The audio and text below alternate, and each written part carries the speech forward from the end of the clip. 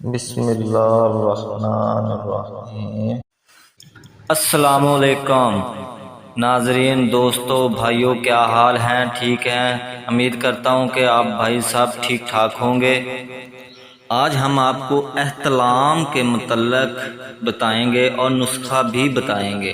Video شروع کرنے سے پہلے ہمارا چینل لائک، سبسکرائب اور بیل آئیکن کو کلک کرنا مت بھولیں۔ جی ناظرین، رات سوتے وقت نیند میں انزال ہو جانے کو احتلام کہتے ہیں۔ کبھی کسی بیماری کی حالت میں ایلوپیتھی ادویات کھانے سے منی اور گردے میں سوزش ہو جاتی ہے اور رات کو نیند میں یا دن کو ذرا اونگ میں بھی احتلام ہو جاتا ہے۔ بلا خواب احتلام میں مادہ منی رفیق ہوتا ہے، جبکہ حالت صحت میں احتلام پر لذت آتا ہے۔ نیز کپڑے پر ہلکا زردی مائل داغ پڑ جاتا ہے۔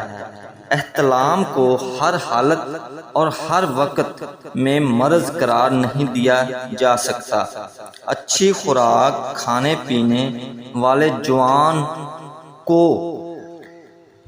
مہینے میں ایک آدھا بار احتلام ہونا فطری عمل ہے، لیکن مہینے میں بار بار احتلام ہونا اور احتلام کے بعد کمزوری، چکر آنا، کمزوری اور سستی محسوس ہونا، کمر اور ٹانگوں میں درد ہو تو یہ مرض قرار دیا جائے گا۔